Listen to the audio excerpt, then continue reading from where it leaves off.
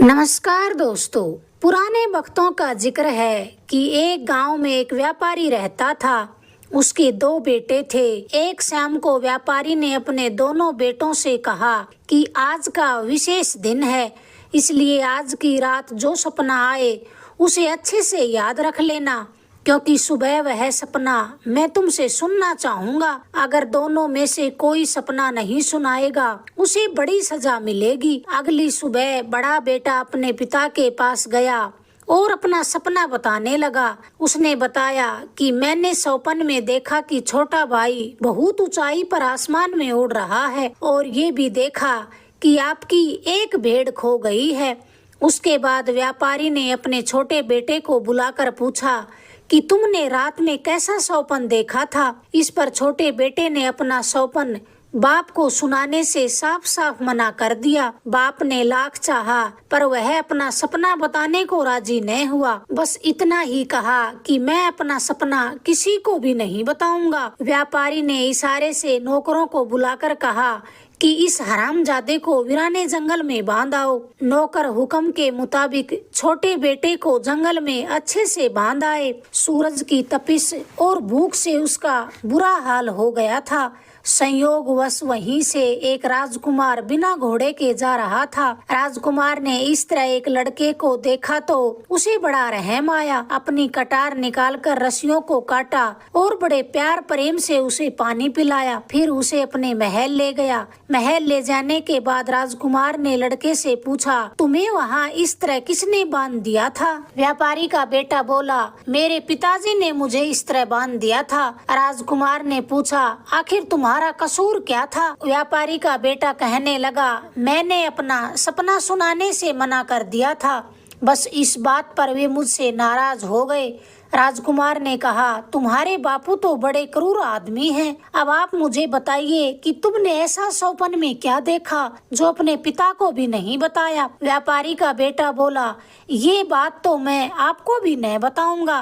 राजकुमार कहने लगा, क्यों नहीं बताएगा? मैं तुम्हें मौत के मुंह से छुड़ा कर लाया हूँ। जल्दी अपना स्वप्न बताओ, वरना तुम्हारे साथ बहुत बुरा होगा। व्यापारी का बेटा बोला, मैंने ये स्वप्न अपने बापू को भी नहीं बताया, तो आपको कैसे बताऊंगा? बातों ही बातों में व्यापारी का बेटा अपनी बात पर अड़ गया और राजकुमार को गुस्सा आ गया। अब इसका परिणाम ये हुआ कि राजकुमार ने व्यापारी के बेटे को कालकोठरी में बंद कर दिया।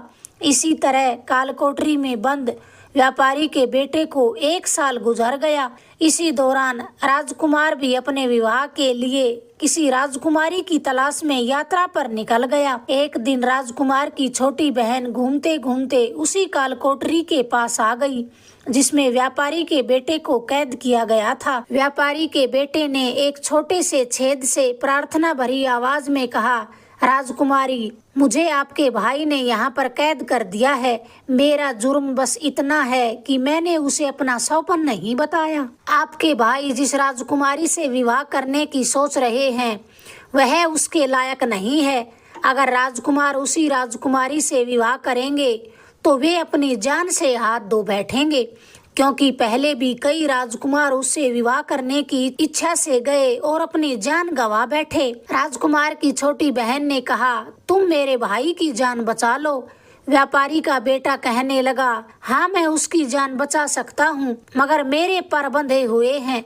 राजकुमारी ने उसे जल्दी से आजाद करने का हुक्म सुना दिया। व्यापारी का बेटा आजाद होते ही वहाँ से चल पड़ा। फिर उसने कई दिनों तक हूबहू अपनी शकल के 6 लड़कों को जमा किया जो कि उम्र और कद में उसी के समान थे।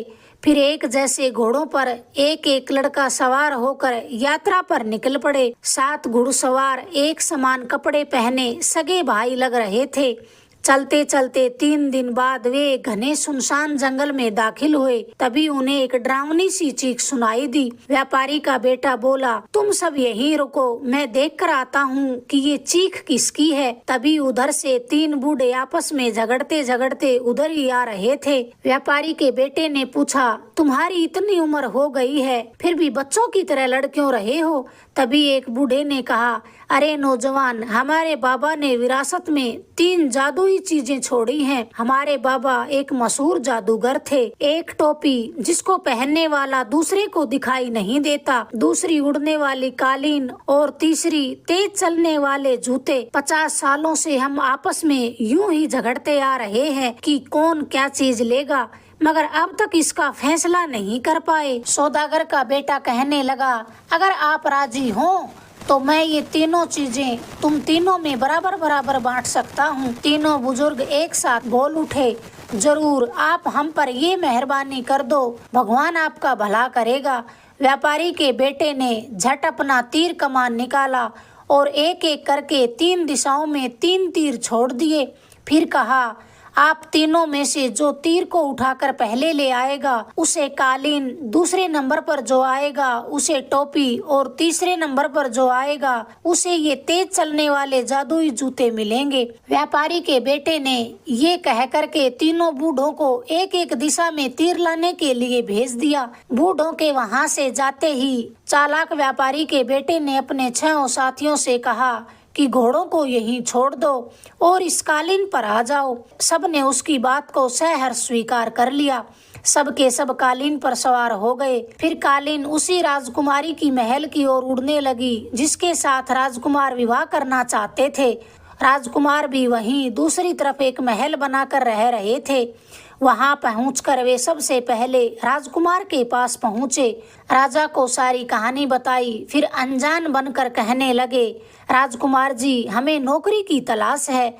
एक जैसी शक्ल के 7 आदमियों को देखा तो राजकुमार पहले थोड़ा हैरान हो गया। राजकुमार ने उन्हें अपने महल में काम पर रख लिया। सुबह राजकुमार तैयार होकर राजकुमारी से विवाह करने जा पहुंचा। राजकुमारी ने कहा, मुझे अपनी पत्नी बनाने से पहले तुम्हें मेरी 2 शर्तों को पूरा करना होगा और अगर एक शर्त भी पूरी न कर पाए तो तुम्हारा सर तन से अलग कर दिया जाएगा। राजकुमार ने कहा, ठीक है, मैं आपकी सब शर्तों को मानने के लिए तैयार हूँ। आप मुझे अपनी शर्त बता दीजिए। राजकुमारी कहने लगी, कल मेरे पास कुछ होगा मगर ये पता नहीं क्या होगा, मगर जो भी होगा उसके लिए तुम्हें नई जोड़ी लानी होगी। राजकुमार ने इस बात को सहर्ष स्वीकार कर लिया। फिर यही शर्त व्यापारी के बेटे को आकर बताई। व्यापारी के बेटे ने राजकुमार को तसल्ली देकर कहा, आप मेरा इंतजार करें और तब तक निश्चिंत होकर रहें। इतना कहकर व्यापारी का बेटा जादुई टोपी पहनकर राजकुमारी के कमरे में चला गया। उसे कोई देख तो सकता नहीं था। तभी वहां राजकुमारी आई और अपनी दासी को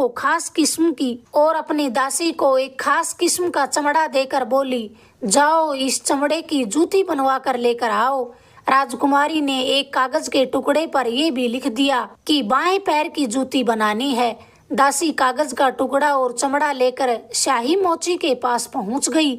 मोची सारा काम छोड़कर राजकुमारी की एक जूती बनाने में लग गया, मगर कागज पढ़कर उसे हैरानी भी हुई कि आज राजकुमारी ने सिर्फ एक जूती बनाने का हुक्म क्यों दिया, मगर उसे तो हुक्म को पूरा करना था। उसने जल्दी ही बाएं पैर की एक जूती बनाई, फिर उसे एक तरफ संभाल कर रख दिया। चूंकि व्यापारी का बेटा दासी के पीछे यहाँ भी आ पहुँचा था, उसने उस जूती को उठाया और जो कागज राजकुमारी ने ये लिख कर दिया था कि सिर्फ बाएं पैर की जूती बनानी है, उस पर राजकुमार ने बाएं की जगह दाएं लिख दिया, फिर एक कोने में छिप गया। जब दासी जूती लेने आई तो मोची को वह जूती नहीं मिली। घबराहट में मोची ने दूसरी जूती बनाने का फैसला किया। उसने जल्दी से कागज को पढ़ा तो उस पर दायां पैर लिखा हुआ था। मोची ने जल्दी से दाएं पैर की जूती भी शानदार बना दी। दासी जूती लेकर राजकुमारी के पास जा पहुंची। फिर पीछे पीछे व्यापारी का बेटा भी वहीं पहुंच गया। अब उसे सब प्रकार से तसल्ली हो गई तो वह राजकुमार के पास पहुंचा और उसे एक जूती देकर सारी बात समझा दी। सुबह हुई तो राजकुमार नहा धोकर अच्छे कपड़े पहनकर महल में पहुंचा। वहां पहले से ही बहुत सारे मेहमान जमा थे। जैसे ही राजकुमार महल में पहुंचा, सब उठकर खड़े हो गए। तभी राजकुमारी ने अपने पैर में एक जूती पहनी और राजकुमार से बोली, क्या कहोगे राजकुमार, इस जूती के बारे में। राजकुमार बोला, आपकी जूती बहुत ही खूबसूरत है। राजकुमारी ने कहा, मगर इसकी जोड़ी नहीं है। राजकुमार ने कहा, आप ठीक कहती हैं। ये कहकर राजकुमार ने दूसरी जूती निकालकर राजकुमारी के आगे रख दी। सब ये नजारा देखकर दंग रह गए। सब के सब तालियां बजाने लगे। फिर एक साथ कहा कि बहुत अच्छा, ये राजकुमार इस काबिल है कि राजकुमारी इसे वरमाला पहना दे। राजकुमारी ने कहा, राजकुमार ज्यादा खुश होने की जरूरत नहीं है, अभी मेरी दूसरी शर्त पूरी नहीं हुई है। राजकुमार वापिस आया और बेचैन सा पलंग पर लेट गया। फिर व्यापारी के बेटे से बोला, लगता है कुछ गड़बड़ होने वाली है। व्यापारी का बेटा कहने लगा, राजकुमार जी आप चिंता न करें, सुबह के फैसले शाम के फैसलों से बेहतर होते हैं। राजकुमार तो आराम करने लग गया। फिर व्यापारी के बेटे ने वही जादुई टोपी पहनी और जादुई जूते पहनकर राजकुमारी के कमरे में चला गया। राजकुमारी नील समुद्र पर जाने की तैयारी कर रही थी। फिर वह रथ में बैठी और घोड़ों को सरपट दौड़ाने लगी। व्यापारी का बेटा जादुई जूते पहने उनके साथ साथ चल रहा था। राजकुमारी समुद्र के किनारे पर पहुंच गई। फिर चीख चीख कर पुकारने लगी तो समुद्र में भूचाल सा आ गया। तेज लहरों के साथ एक बूढ़ा दादा बाहर निकला। उसकी दाढ़ी और सर के बाल बड़े सुनहरे थे। फिर वह बूढ़ा कहने लगा, मेरी प्यारी पोती, मैं तुम्हें एक अरसे के बाद देख रहा हूँ। मेरे सारे बाल कंघी न करने के कारण उलझ गए हैं, जरा कंघी तो कर दो। इतना कहकर वह राजकुमारी के पैरों के पास लेट गया। राजकुमारी उसके सर में कंघी करने लगी। फिर राजकुमारी ने चालाकी से उसके सर से 3 बाल निकाल लिए। व्यापारी का बेटा भी ये सब नजारा देख रहा था।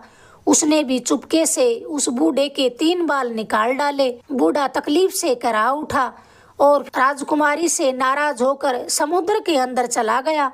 विजयी मुस्कान के साथ राजकुमारी महल पहुंची। अगले दिन महल में सभी मेहमान जमा हो गए। सबकी उत्सुकता बनी हुई थी कि आज क्या होगा। राजकुमार भी महल में पहुंचा। राजकुमारी ने 3 सोने के बाल निकालकर कहा, क्या ऐसे बाल तुमने देखे हैं? राजकुमार ने भी अपनी जेब से वैसे ही 3 बाल निकाले जो उसे व्यापारी के बेटे ने दिए थे। राजकुमारी की तरफ फेंक कर बोला, इसमें कौन सी बड़ी बात है? राजकुमारी ने जब हूबहू 3 सुनहरे बाल देखे तो गुस्सा हो गई। अपने कमरे में आकर जादुई किताब में ये देखने लगी कि इन दोनों शर्तों को पूरा करने में राजकुमार की मदद किसने की होगी। कुछ ही समय बाद राजकुमारी को पता चल गया कि इस काम के लिए एक व्यापारी के बेटे ने उसकी मदद की है। राजकुमारी ने राजकुमार को अपने पास बुलाकर कहा, अपने करीबी दोस्त को मेरे पास भेजो। राजकुमार ने कहा, मेरे करीबी दोस्त तो पूरे 7 हैं। राजकुमारी बोली, ठीक है, तुम अपने सभी दोस्तों को यहाँ पर बुलाओ, मैं असल व्यापारी के बेटे को अपने आप ही पकड़ लूंगी। उसी समय राजकुमार ने उन 7 हमशक्लों को बुला लिया। राजकुमारी ने एक जैसी शक्ल के 7 लड़के देखे तो कहने लगी, तुम में से सबसे बड़ा कौन है? सबने एक साथ कहा, मैं बड़ा हूँ, मैं बड़ा हूँ। राजकुमारी ने महसूस किया कि यह मामला इतना आसान नहीं है। फिर राजकुमारी ने कहा, इन सब को शरबत पिलाओ, जिसमें से 6 गिलास तो आम गिलास होंगे और 1 गिलास सोने का होगा। व्यापारी के बेटे के हमशक्ल एक साथ सोने के गिलास पर टूट पड़े कि मैं इसमें पीऊंगा, मैं इसमें पीऊंगा। उनमें से कोई भी शरबत न पी सका। छीना झपटी में सारा शरबत नीचे गिर गया। राजकुमारी बड़ी बेचैन हुई। उस दिन उसने हुक्म दिया कि आज रात ये 7 यहीं पर इस महल में सोएंगे। रात का खाना खाकर सब वहीं पर सो गए। जब सब सो गए तो राजकुमारी ने जादुई किताब से असल व्यापारी के बेटे का पता लगा लिया। फिर पहचान रखने के लिए सिर के बीच से थोड़े बाल काट दिए ताकि सुबह हो तो उसे पहचान कर कड़ी सजा दी जा सके। सुबह व्यापारी के बेटे ने महसूस किया कि उसके सिर के बाल कटे हुए हैं। फिर उसने अपने हमशक्लों के बाल भी सिर के बीच से काट दिए। थोड़ी देर बाद राजकुमारी ने देखा तो वह पता भी न लगा सकी कि उसने रात में किसके बाल काटे थे। उसे बड़ी मायूसी हुई। फिर उसने अंत में तंग होकर राजकुमार से विवाह करना ही पड़ा। फिर राजकुमार ने भी अपने राज्य में जाने का इरादा कर लिया। उधर व्यापारी का बेटा अपने हमशक्लों के साथ कालीन पर बैठा और उसी जगह पहुंचा जहां उसे वे तीनों जादुई चीजें मिली थी। तभी एक तरफ से एक बूढ़ा तीर लेकर आता हुआ दिखाई दिया। व्यापारी के बेटे ने उसे उड़ने वाली कालीन दी। तभी दूसरा बूढ़ा वहां पर आन पहुंचा, उसे जादुई टोपी दी। फिर तीसरा बूढ़ा आया तो उसे जादुई जूते दे दिए। फिर वह सीधा महल को पहुंचा। राजकुमारी को उसके भाई के विवाह की सारी बात बताई। राजकुमारी ने व्यापारी के बेटे से कहा, कहो तुम्हें क्या इनाम दिया जाए, तुमने तो मेरे भाई की जान बचाई है। वह बोला, मुझे उसी कालकोठरी में बंद कर दिया जाए जिसमें तुम्हारे भाई ने मुझे बंद किया था। फिर राजकुमारी ने ऐसा ही कर दिया। कुछ दिनों बाद राजकुमार अपनी दुल्हन को लेकर राजमहल पहुंचा। सबसे पहले वह व्यापारी के बेटे से मिला और उससे अपनी गलती की माफी मांगने लगा। फिर तो व्यापारी के बेटे ने भी अपना सौपन बता दिया कि काल कोठरी में बंद करने से लेकर यहाँ तक जो हुआ मुझे वही सौपन आया था। राजकुमार ने व्यापारी के बेटे को बहुत सा धन देकर सम्मान के साथ उसके नगर भेज दिया। अगर आपको ये कहानी पसंद आई, प्लीज़ चैनल को लाइक करें, शेयर करें, सब्सक्राइब करें। धन्यवाद दोस्तों।